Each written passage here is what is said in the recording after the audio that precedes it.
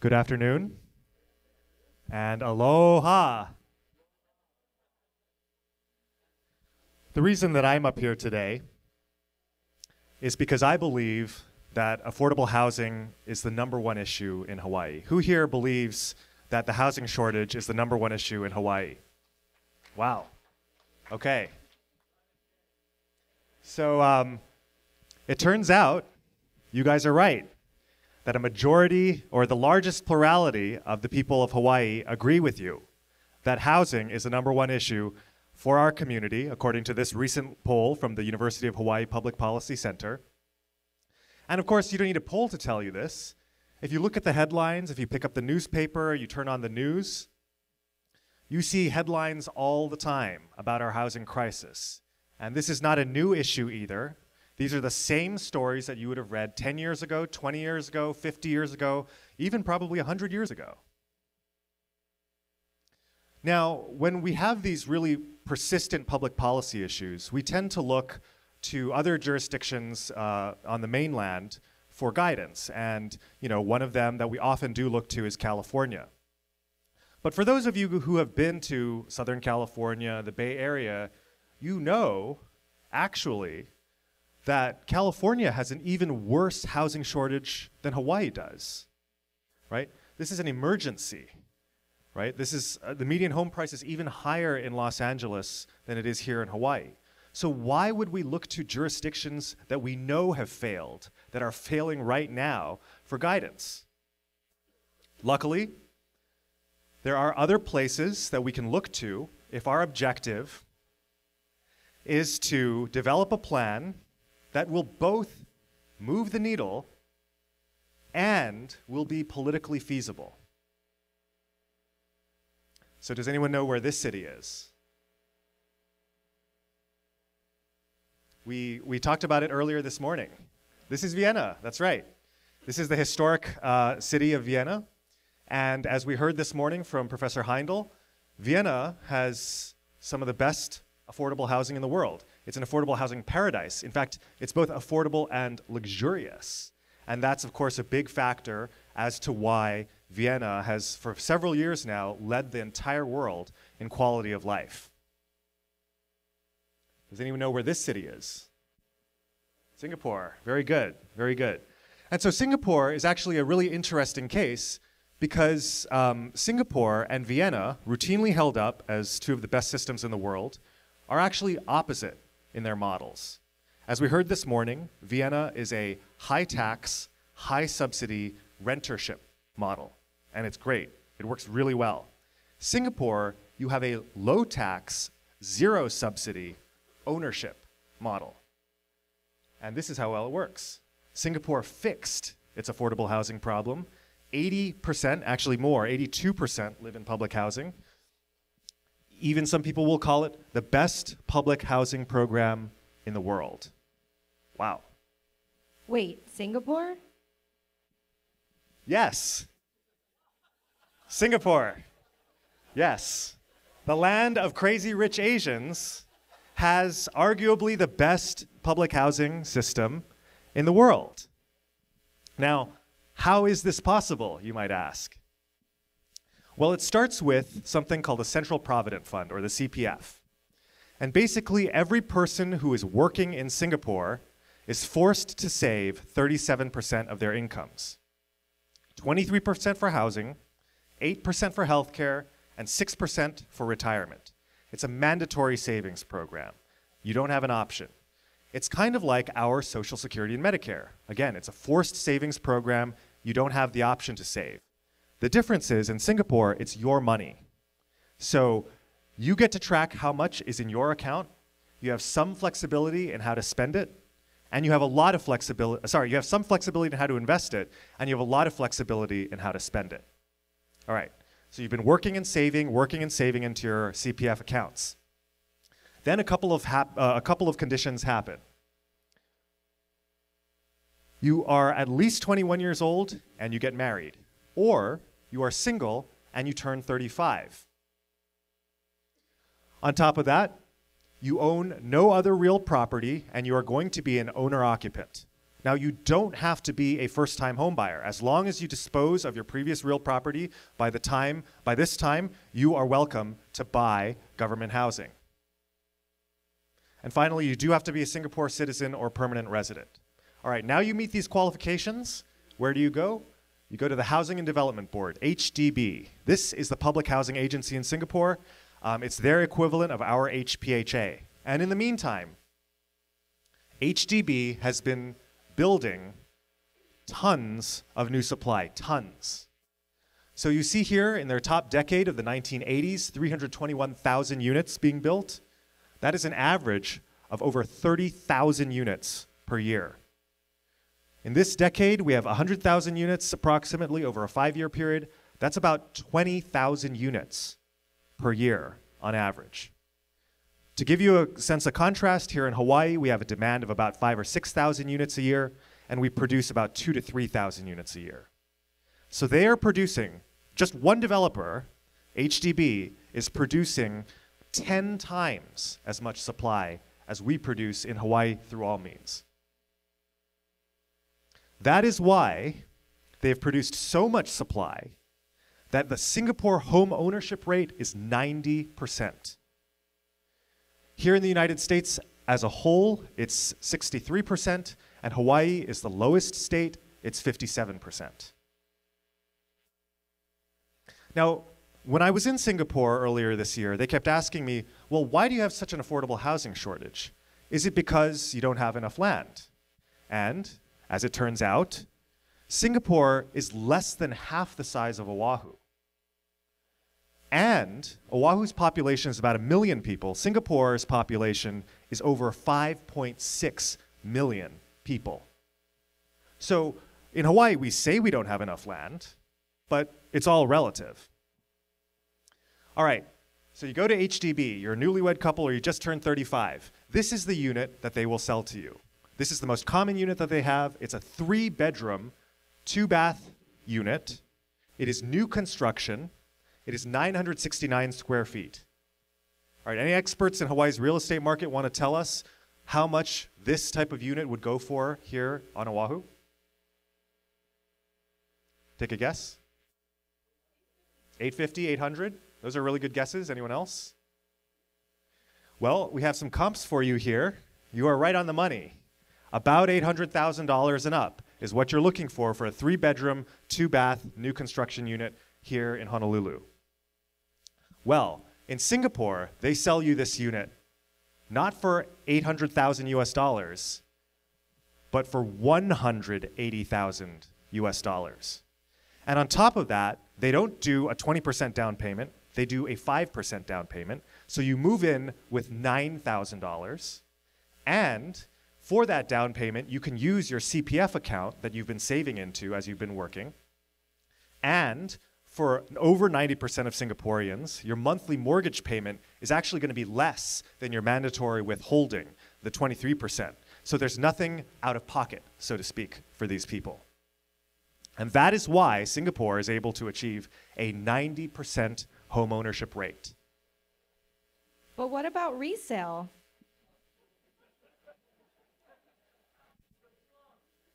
Great question.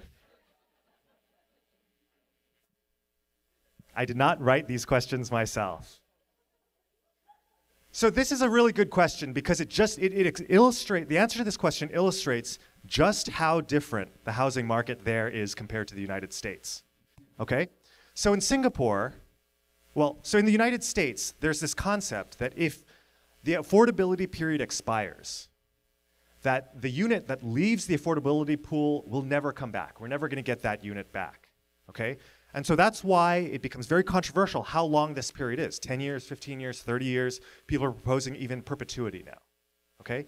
In Singapore, that period is only 5 years. You are an owner-occupant for 5 years, you are welcome to flip that unit on the secondary market.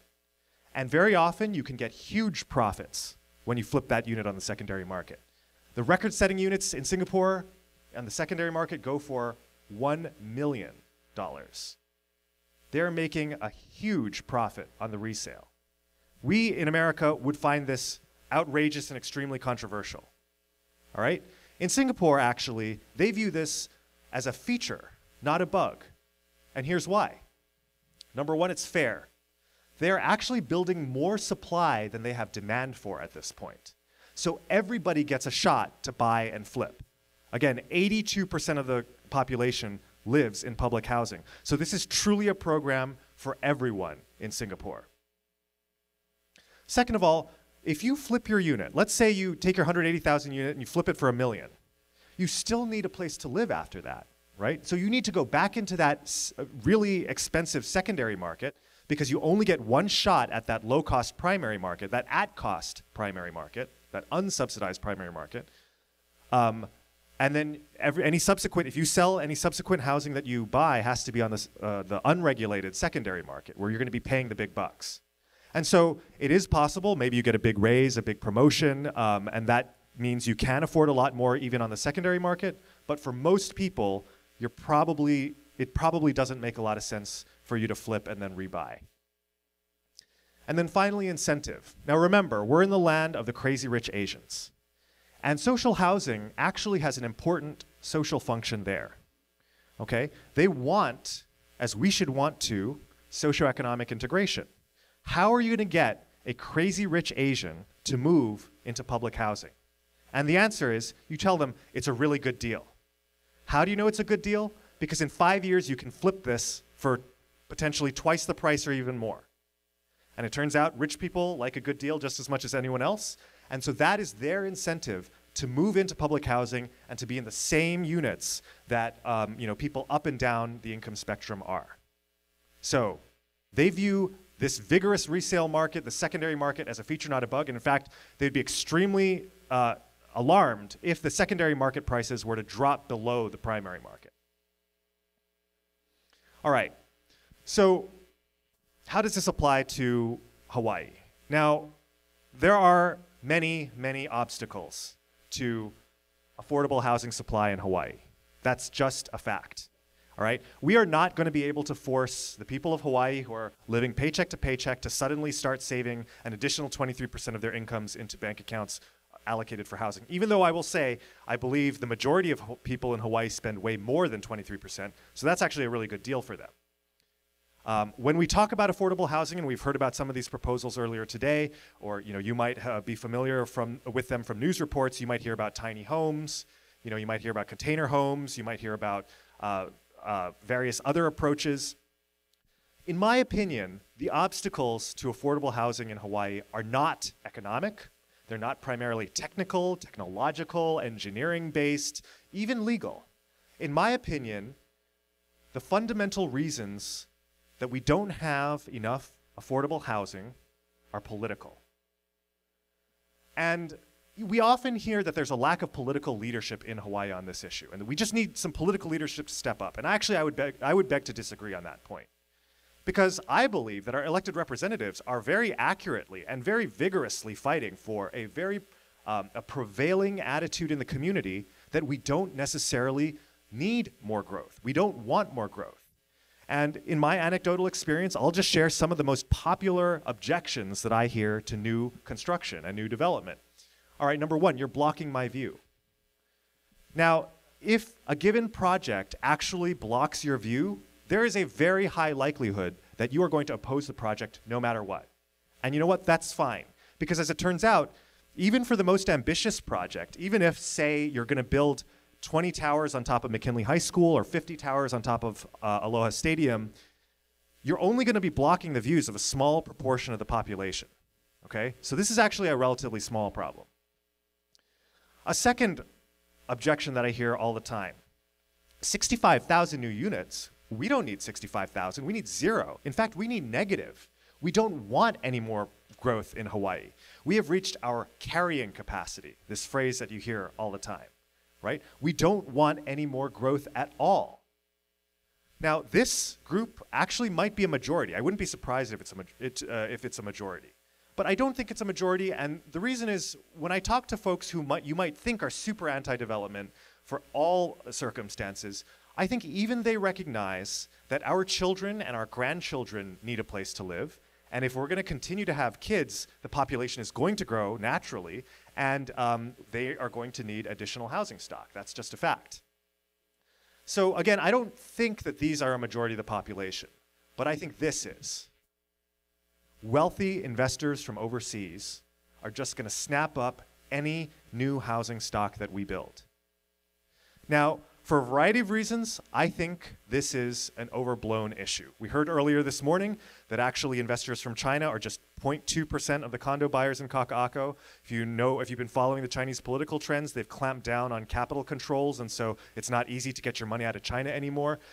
But, you know, we're not going to persuade voters easily that these really widely held beliefs are just myths, right? A lot of you folks are in the private sector. In the private sector, there's this mantra, the customer is always right. And I would say in the public sector, the voter is always right. No matter how utterly misinformed the voter might be, if the voter believes that caravans of Mexican refugees are bringing waves of rapists and murderers to this country, no matter how absurd that might be, they are going to get a president who tells them that caravans of Mexican refugees are bringing waves of rapists and murderers to this country. All right? That's just the way it works around here in a democracy. So our task, again, is to fashion a plan that will both move the needle and be politically feasible so that legislators and other people can vote for it without all getting voted out of office in the next election. All right, let me take a step back. Before we get into the next part of the presentation, I will apologize in advance because as much as I completely disagree with the president on any number of issues, he does have this really amazing talent. And that is to condense a lot of complicated facts and information into just a few short, catchy words that everyone can understand. All right? Here's an example. So in 2016, the 22 Republican candidates for president were asked for their positions on immigration. They had their white papers, they had their experts advising them, they had their 10-point plans, and Donald Trump had 3 words that every second grader in America could understand. And the whole world instantly knew exactly what he meant. They didn't have to ask for follow-up questions. They didn't need the 10-point plan. Of course, we all know what those words were: build the wall. He said, build the wall, and the whole world instantly understood that he was to the right of all the other Republican candidates on immigration. He conveyed a lot of information in just a few short, catchy words. So I don't have that ability. I would love that ability, and if you can think of a way to condense all of this information into 3 words, I would be very, very grateful. Please see me afterwards. Build the housing. That's a good one. Make the city city. That's right, yeah, that was Paul Brubaker's line. But the proposal that I'm going to offer today does have a lot of moving parts, and so the best that I can do is an acronym, and that acronym is our favorite word here in Hawaii. Very good. ALOHA, affordable, locally owned homes for all. Okay? ALOHA homes. Affordable, locally owned homes for all. Now let's walk through each of these one by one. Affordable. Now, this is where we can run into a lot of problems, right? Because there's a lot of definitions of affordable out there. Anytime we talk about building affordable homes, reserving affordable units, you talk about, well, that sounds not affordable to me. I'm not an expert, I'm not an economist, but one number that I do think sounds at least more affordable than our current median $810,000 home price is $300,000. Okay? And it happens to be a number, I've been told, that just building a building alone, that's the cost per square foot.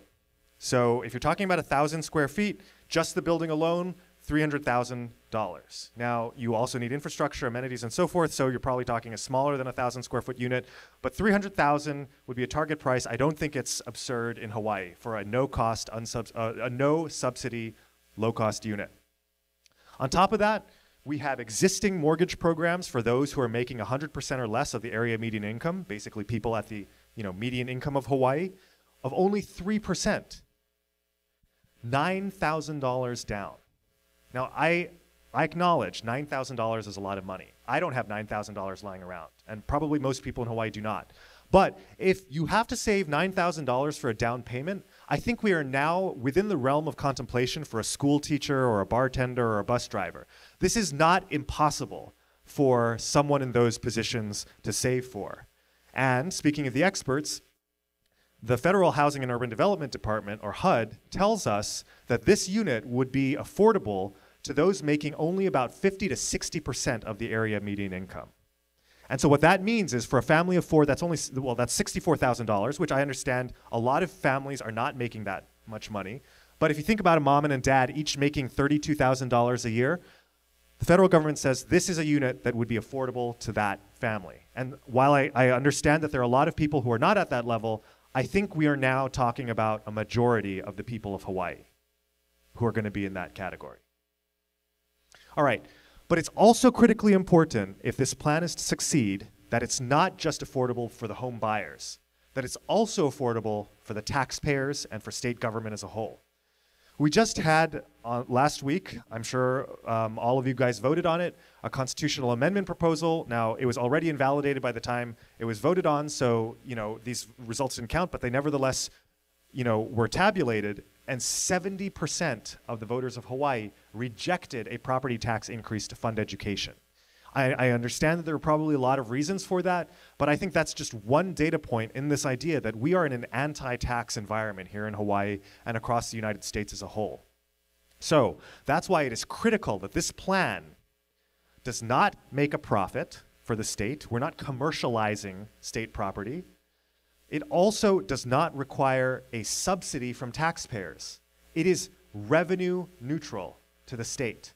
It is revenue neutral to the state. So the state may front the funds in the form of bonds, but all of that money is going to be recouped in the form of the sales prices to the new home buyers as they come in. So it is affordable to both the buyers and the state.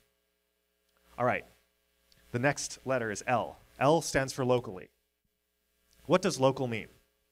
Another great question. Here's how I would define local for the purpose of these homes. You have to be a bona fide resident of the state of Hawaii, you have to be an owner-occupant, and you can own no other real property. So again, if we're concerned about these wealthy investors from overseas, I think with these conditions, you're pretty much eliminating everyone in the category of wealthy investors from overseas. If they are actually going to physically live in the unit and they own no other real property, they're probably not a wealthy investor from overseas. But wait, you can become a Hawaii resident the moment you step off the plane. That's right. You study the Constitution. In the United States, we have this right to travel, which makes it very hard to restrict, with a durational residency requirement, provision of public services such as affordable housing. And, we don't even have to get to this constitutional issue, though, in my opinion. Because, let me ask you guys out here, I know we have a number of real estate professionals. Let's say this Aloha Homes bill were to magically pass tomorrow in special session, the governor were to magically sign it tomorrow, and we start signing up potential home buyers on the wait list tomorrow. How long do you think it would take for the first buyers to move into the first units? When would those first units open to the first buyers? Any guesses? 3 to 4 years? Okay, any other guesses? Okay, we have an expert witness right here. 3 to 4 years sounds great. And what if you throw in an EIS? Does that count an EIS? 5 to 6, all right. So I don't know exactly, maybe none of us knows exactly, because 5 to 6 years I think would be if it's proceeding really smoothly, right? But we all know that building the development process in Hawaii is extremely complicated and extremely time consuming. So even if we have absolutely no intent to violate the Constitution whatsoever, you have a de facto durational residency requirement of 3, 4, 5, 6, maybe 10, maybe longer years where you have to have been a Hawaii resident. And if you move from the mainland or anywhere else here, and if you've been living here for 3, 4, 5, 10 years, and you are going to be an owner-occupant and you dispose of all your other real property, then I think at that point, you are a part of the community, right? You are a part of the Hawaii community. And how are you going to enforce the owner occupancy requirement? So this is another really great question that we are going to get all the time. In Hawaii, we are really concerned about cheating. We heard a presentation earlier this morning about people who are evading residential land use laws to turn their units into short-term hotels, basically. And the answer to this question is, look, it's the year 2018. If we're building 20 towers on top of ALOHA Stadium or McKinley High School, we have face recognition technology, we have fingerprint scanners, we have retina scanners. There are any number of vendors today who can ensure that a given person must enter the door of the lobby at least once on at least 270 different days of the year. Those same vendors can, with very high, 99+% accuracy, say, if you are not in our database, if you are an Airbnb renter and you walk in, that we will be able to catch you, right? So the enforcement of owner occupancy, in my opinion, is a solution that technology has provided really effectively in the modern day and age. Now, personally, I'm a little bit uncomfortable with this. I mean, I don't know that I would want to live in a police state where, you know, my comings and goings would be tracked, but I will be honest with you, I think as a political matter, I think this level of enforcement is going to have to be necessary to, you know, to satisfy the wider public. Remember, the voter is always right. All right, O. The letter O means ownership, okay? You own these units. And we're not talking about a fee simple interest, but in Hawaii, we do have a lot of leasehold property, and these would be 99-year leases like they have in Singapore. 99 years means you can live out the rest of your natural life assured that you will never have to, again, find a place to move. It also means if you pass away before 99 years, you can pass the property to your heirs. And it means that you have a stake in this community. You are rooted now in this community, okay? You're going to join the AOAO. You're going to be concerned about the maintenance, the condition of the maintenance. You're going to join the neighborhood watch committee, right? This is your community. You're going to stay here for the rest of your life. You're even going to probably vote. I don't think it's a coincidence, for instance, that Hawaii has the nation's lowest level of home ownership and also the lowest voter turnout rate in the country. So that's what it means to own. It means to have a stake in the success of your community, both your public housing community and I would say the state as a whole. All right, H, homes. These are not tiny homes.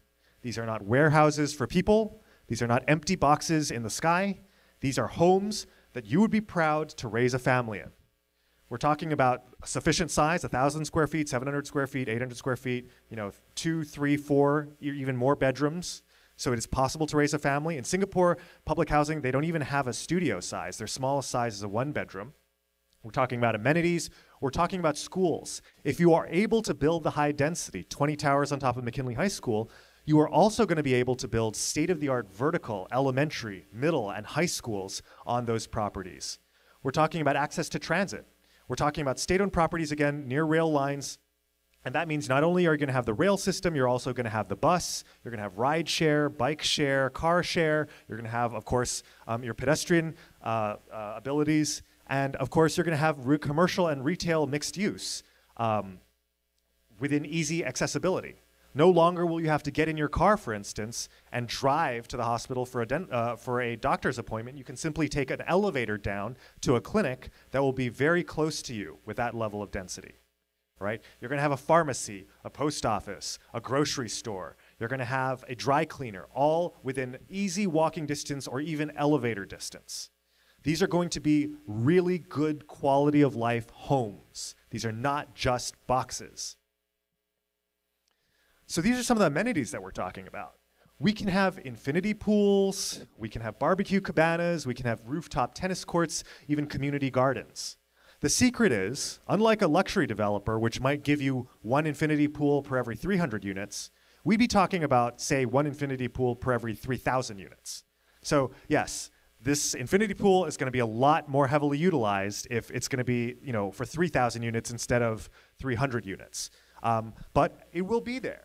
And not only will it be there, since it is so heavily utilized, everyone is going to be mingling with everyone else, right? We're talking about a system where, you know, no matter where you live in this community of, say, 10,000 homes, you will be interacting with your neighbors all the time through these shared amenities, which will give everybody a higher quality of life. Another element that I think we don't necessarily think of in the United States when we think of public housing is good design. And we already heard a little bit about this in Vienna. You know, Vienna has incredible cultural resources. It is truly a city that appreciates arts, culture, the performing arts, and they really appreciate good design. So one of their innovations, I would say, in their public housing is, you know, is how they do juried competitions for design.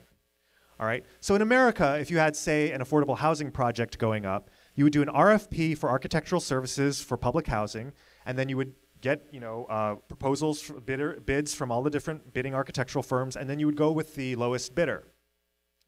Now, in Vienna, they don't do that. They say, we want to see what you can do first. Here's your budget. We're going to sell these at $300,000 a unit. What can you do? What kind of amenities can you include? Okay? And then they have a jury actually pick the best units. So the architecture firms have to come up with really fantastic designs in order to get picked.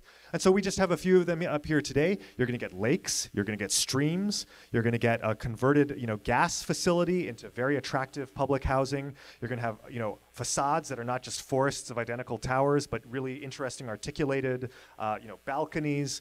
This one on the lower left, by the way, is by a famous artist named Hundertwasser. And as you can kind of see here, the floors of these units are uneven, right? They're undulating floors. He really wanted people to have a sense of connection with nature, and so that he even took that as far as having trees growing out of the roof here. This is public housing in Vienna, okay? Now, this may not be your cup of tea, but this is the kind of level of design that we're talking about. And this building, by the way, is now one of the most popular tourism attractions in Vienna. All right, the last A. This is the most important. This housing is going to be for all, okay? Now, remember our three requirements. A Hawaii resident, owner-occupant, owns no other real property. What is not required? I would not have as a requirement a first-time homebuyer requirement, okay? As long as you dispose of all your existing real property by the time you move in, be my guest. I would also not have an income cap, all right? Because even Singapore, even Vienna, they have their income caps. But I would say in Hawaii that we should have everybody, no matter where you are on the income scale, in public housing. Now, this is a critical point, because I think in the United States, on both the left and the right, because we have so little affordable housing, there's this intense focus on keeping affordable housing for the people who need it the very most. The people at the bottom of the income ladder, right? Those who are formerly homeless, 30% of AMI, that kind of thing. And that is a noble sentiment.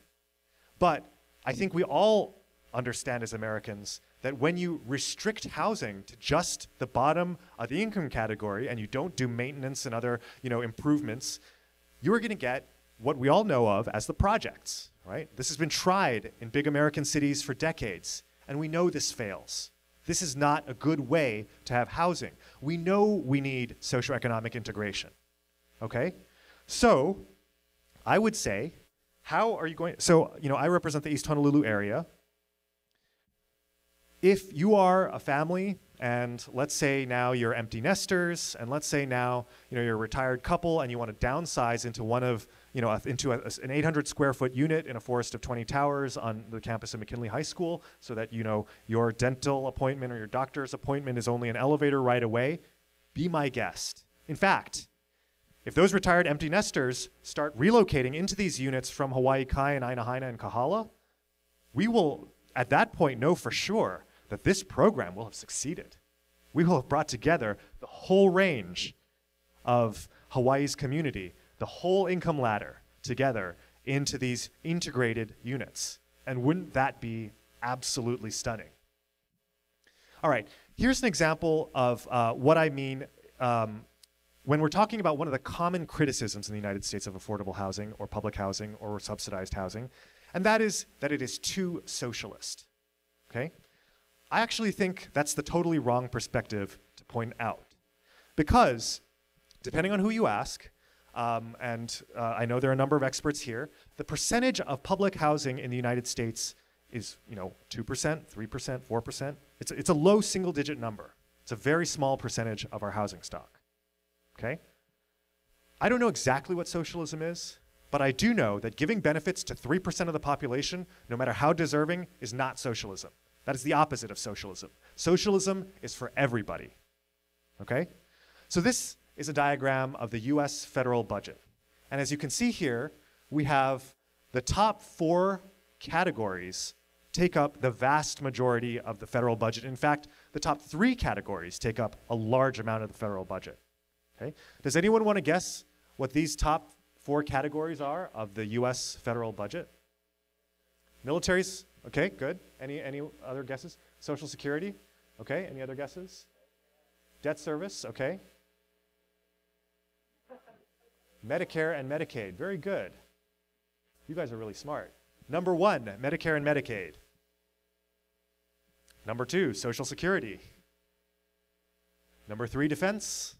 And of course, number 4 is debt service. All right. What do Medicare, Social Security, defense, and I would say to a great extent interest on the debt, what do these things have in common? They are for everybody. There is no means testing for Medicare or for Social Security. And of course, defense, you're protected no matter how rich you are or how poor you are in this country, right? Even Donald Trump can collect Social Security and Medicare, right? And that is why, since they are for all, since they are truly socialist, they are extremely popular on both right and left in this country. They are so popular that even Donald Trump has pledged that he will never cut defense, Medicare, and Social Security. That is how popular a program is if it's for everybody. All right, so how are we going to achieve this vision of Aloha homes? And in one slide, the answer is this: high density. Behind you, we have a recent development that went up just a short walk away from where we are today. This is the 801 South Street project. This is 2 towers on 4 acres, about 1,000 units, or about 250 units an acre, okay? And this is in an area that's well served by existing bus lines, by transit, by bike share, so on and so forth. And again, if we're very concerned about a sustainable way to live in the future, I think that what we need to focus on are state-owned lands that are near the stations of the Honolulu Rail project. Now let me be very clear right now that I am talking about Oahu only. The neighbor islands have extremely different situations and different challenges, and I am not purporting to represent answers and solutions to their issues today. I would love to work with our friends on the neighbor islands to develop solutions for affordable housing shortages that are in concert with their unique circumstances. But for today, the Aloha Homes program, we are talking about high density on state-owned lands near rail stations. We heard a little bit earlier today from Director Asuncion that actually there is quite a lot of this type of inventory, and so here we have McKinley High School, LCC, HCC, this is OCCC, the prison that's going to close, this is Aloha Stadium, this is the UH West Oahu campus, and this is UH Manoa, which may be getting a rail line in the future, although it's not currently in the first phase. So when you add all of this together, you actually, you get quite a substantial amount of acreage of these state-owned parcels that are near existing rail lines. So these are just 7 parcels, and the eagle-eyed here will observe that one of them is a city-owned parcel, not a state-owned parcel, but I include it because McKinley High School, the state-owned parcel, is directly adjacent to the Blaisdell Center, and it would be fantastic if the state and the city were to collaborate on a joint, redevelopment project. But with just these 7 parcels alone, you get 270 acres, and if you do the 250 units an acre density that 801 South Street has, you're talking about 67,500 units. All you need is 7 parcels, and you can erase the 10-year housing shortage of Hawaii. All right? Now, I'm not saying that we have to develop these 7 parcels. I'm just saying that this kind of volume of affordable housing stock, a true solution to the affordable housing shortage, is in fact within reach, even with the constraints that we have here. Okay, now we talked about resale a little bit earlier. This is another issue where I don't think Singapore's unregulated secondary market is a good model for Hawaii. Because again, I think the public, I think the voters are not going to be comfortable with the idea of people making huge windfall profits by flipping their primary, priced units into the secondary market. The good news is there are a ton of possible ways to control the resale market. There are many alternatives, all right? You could require a state buyback at a certain formula of maybe inflation plus a little bit of an interest rate. You could have a system where you do sell into a secondary market, but that the state would actually keep 75% of your profit, so you retain only a small percentage of your profit. You could have, a sales system where you're only allowed to sell to the next person on the wait list. There are many, many other systems that we could devise. These are just a few. And if you're interested in getting some of the details, you'll be able, we'll have the QR code where you can download a draft copy of our ALOHA bill later on in this presentation. So there are a number of alternatives. If you have an alternative, I would love to hear it. And I would love to work on this issue because, like I said, I think it is important that we control the resale secondary market. All right, so why does this matter? So one background assumption that we have as Americans is that the population is always going to grow and that the economy is always, generally going to grow. All right, we don't even think about this issue of population increase. But as it turns out, if you traveled around the world to countries across Western Europe and Asia in particular, a lot of these more developed countries, that is not the question that they have in their minds, right? In a lot of these places, maybe most of these places, the birth rate has declined precipitously. If you've been to Japan, this is a really stark example. If you've been to Japan, in the year 1992, there were 2.1 million 18-year-olds in Japan, people graduating high school, basically, that age. Today, you have 1.1 million in Japan. The birth rate has crashed, okay? You are talking about communities, societies, civilizations where if these trends continue, as they have continued now for decades, they're going to cease to exist, all right? They're even talking about bringing in robots to care for their elderly people, right? My dad is elderly. I am really disturbed by the idea that it'd be robots and not humans caring for him. All right? Well, guess what, folks? That reality is upon us today. Not many people know this, but every single day, there are 37 more people leaving Hawaii than moving in. And as a result, for 2 straight years now, Hawaii has lost population. Are we on that curve now where we are going to start going into population decline like some of these countries? All the best minds in these countries have not figured out a way to reverse the declining birth rate. In the United States, our birth rate has in fact declined. It has not perhaps declined as much as countries like Japan. But our population loss is entirely of our own making. I think it is the predictable consequence of the public policies that we have implemented to restrict the supply of affordable housing, okay? And as a result of that, we have some of the most expensive housing in the country. We are inevitably choosing a path. We are inevitably choosing a path in which Hawaii will only be a place to live for the extremely wealthy and for the servant class who works for them. That is not a viable community, okay? We need all classes, all communities of people to make a vibrant, diverse community, one that we would all be proud to live in. And quite frankly, I was not elected to watch this transformation happen and do nothing. I am not okay with a Hawaii that is out of reach to all but the extremely wealthy. We need to find a way for not just millennials, but every future generation of Hawaii to be able to live here and to have a home here. That's what's at stake here, in my opinion. That's why I've been working so hard on this proposal for some time now. That's why I wanted to share this proposal with all of you today, among the many other ideas that we've discussed this morning. You may agree with this proposal, you may not. You may think that some of the other proposals today are all that's needed. And you know what? I'm deeply impressed by some of the proposals that we heard earlier today.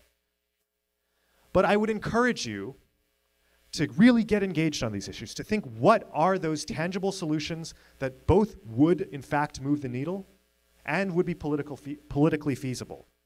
And speaking of doing homework, right, speaking of the search for these solutions, you know, if you're like me, it's hard to believe that a place like Singapore has 82% of its population living in public housing. If you're like me, you need to see and touch and feel it to truly understand what's going on here. Well, we have an opportunity for you to do so. We are going to be organizing a delegation to Singapore and Hong Kong next May. And we are going to be touring their affordable housing projects. We're going to be meeting with their city officials who work on the public housing issue. And we're going to have some cultural exchange as well. These are the dates. It's going to be May 21st to 30th, 2019. If you are interested in being a part of this delegation, please let us know. You can register your interest in a form that you can download at this website. All you have to do is take out your phone camera, you hover it over this QR code, which is also in your agenda. It'll take you to a Google folder. It'll have a form in which you can fill out your information and register your interest. It will also have a download link to this PowerPoint, as well as all the other PowerPoints we have today, as well as links to the video recordings. I know some of the audio was a bit tough to understand earlier today, but all of those links will be available at this website. And of course, if you're not able to use this QR code, this website will take you to the exact same folder. So be aware that this is case sensitive. So these are lower and uppercase letters that we're talking about here.